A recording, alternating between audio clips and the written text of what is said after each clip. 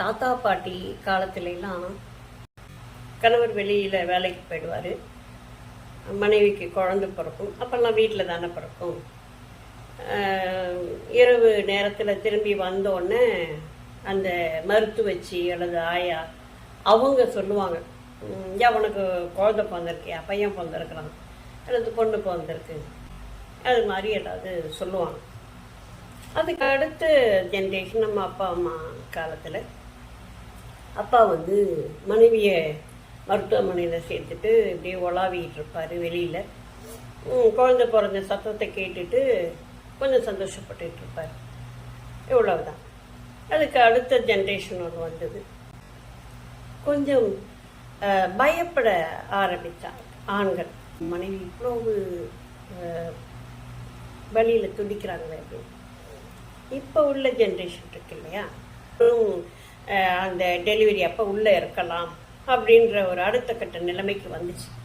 வந்த உடனே கணவரை உள்ள சில பேர் மயக்கம் அடிச்செல்லாம் ஊழ்ந்துருக்குறாங்க. அப்போது மனைவியோட அந்த வலி அந்த வேதனையை பார்த்துட்டு ஐயோ இவ்வளோ கஷ்டம் இருக்கா அப்படின்னு சொல்லி ஆண்கள் உணர்வதற்காக அது செய்ய ஆரம்பித்தாங்க. இன்றைக்கு அதை யூடியூப் வரைக்கும் கொண்டு வந்துட்டாங்க. எதெல்லாம் ரகசியமாக ஒரு பவித்திரமாக இருந்துச்சோ அதெல்லாம் இன்றைக்கு கடைசரக்காக மாறிக்கொண்டிருக்கிறது.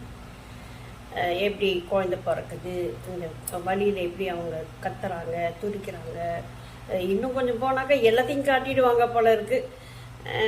இன்னும் ஃபர்ஸ்ட் நைட்டை மட்டும்தாங்க காட்டலை. அதை பார்க்கக்கூடாதவர்கள் எல்லாம் பார்ப்பாங்க இல்லையா. அப்போ இன்னைக்கு குழந்தைங்க கையிலையும் செல்ஃபோன் இருக்கு, அதை பார்ப்பாங்க.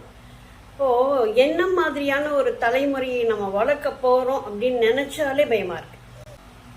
இப்படி ஒவ்வொரு காலகட்டத்திலையும் தெரிந்து கொள்ள வேண்டிய விஷயங்களை அந்தந்த காலகட்டத்தில் தெரிஞ்சுக்கிறது தான் அழகு. யூடியூப் அப்படிங்கிற ஒரு விஷயத்துக்கு வரைமுறையே இல்லாமல் போய்கிட்டு இருக்கு. இதை நிச்சயமாக இதை ஒரு வரைமுறைக்கு கொண்டு வர